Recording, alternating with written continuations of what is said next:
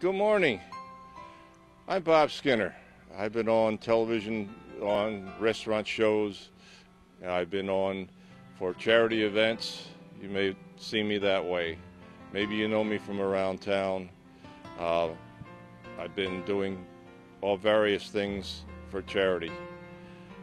But I want to tell you, and I want to ask you something. Do you think God only uses special people and ministers that have been called special to do his work? No. Let me tell you something that happened in my family. My dad, 60 years ago, was agnostic. He'd go to church, not in. Maybe twice a year, Christmas and Easter, just to satisfy my mom. Well, Mom used to pray, and her quiet time was when she was making her own clothing, and she was an excellent seamstress. She would pray that Dad would get into church. And Dad came home early for lunch one day and caught her praying. He said, "Lady, be careful what you pray for. You're liable to get more than you bargained for." Well, how prophetic. You see, the neighbor was very active in church.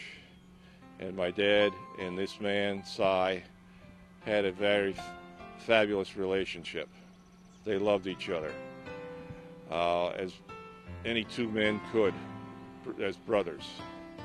Cy came and asked Dad, he says, "Hey, I need a favor.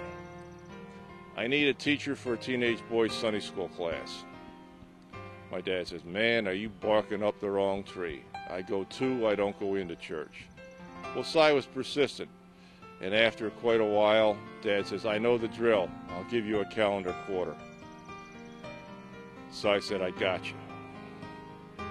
Well, Dad not only did he jump in full force, both feet, he studied, and this class of 6 guys grew to standing room only at church. Guys would bring their girlfriends into church early because there weren't enough seats to go around. The girls sat in the guy's lap.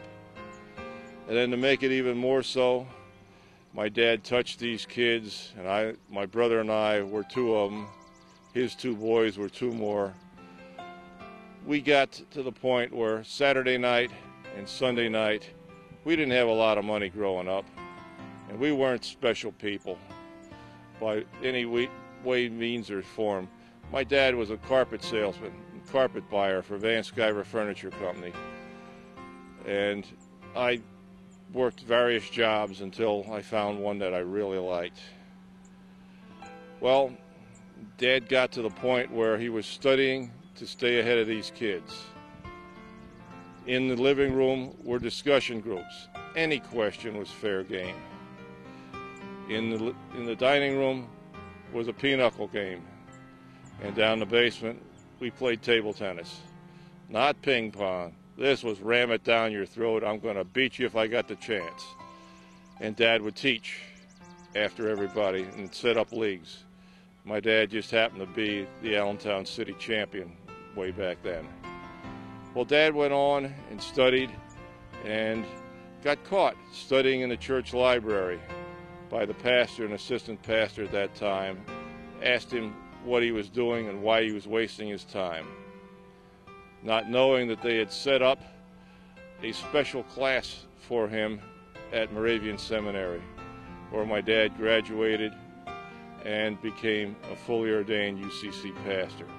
So you see, God can pick anybody to do anything, and with him on your side, nothing is impossible because he takes charge. My life, yeah, I grew up in a family of believers, but my mother was a spiritual leader of the family, and she made sure my brother and I had a personal relationship with Jesus Christ. That's the gift that my mom gave me. With Mother's Day coming up shortly, remember, there are things that maybe your mom really did give you that don't have a price on them. My life, yeah, I went through some tough times. I had lost several jobs, and then I got one that I thought was the ideal job. I was an admission rep for a college, helping kids decide their future. The middleman between the college and the kids. It was fantastic. All kinds of benefits, trips, good paycheck, health care, lovely people to work with. I thought I had it all. Went on a business trip, came home, only to find out that my daughter had been in an accident that almost killed her. Got to the hospital, and the doctor told us that she may never walk again. Well, apparently we weren't as far away from her hearing what we were about to say, and the doctor was going to say, and she said that I will walk, and she does today. Is God alive and well? You'd better believe it. Is prayer the most powerful force ever created? If you don't believe that, you're a fool, because I'm perfect witness to what has happened in my family. Yeah, I lost that job. Came back from a business trip, and the job was phased out and put on hold because they overspent their budget on remodeling the college.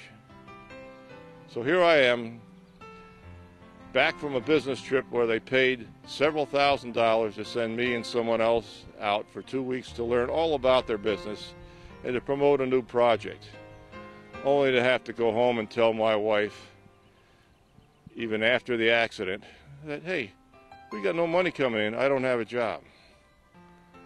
So you can see I was turned around, and suddenly I had to face the fact that there's no money coming in one more time. I've got to find something else. Well, God put me in a position where eventually I got my own business. I helped my son, who worked for me for a while. He needs a kidney, and he's been waiting almost 3 years for one, and he can't work full time. But I got him to the point where he's no longer an introvert. He helps people and he loves people like I do. So you see, God has a plan and a reason for all of us being here, and all you got to do is listen and he'll tell you. And I'm going to leave you with a thought straight from my dad, who became a pastor. He said it from the pulpit many times, and I'll never forget it, even though Dad's gone and passed on to heaven. About 20 years ago, Dad would say, make sure your house is in order, because you don't know whether today is your last on the face of this earth. Make sure your bags are packed and you're all ready to go. And then make sure and be positive you know what ticket you bought. Folks, if there's anybody out there listening and doesn't know and isn't sure what ticket you bought, call the number on the screen.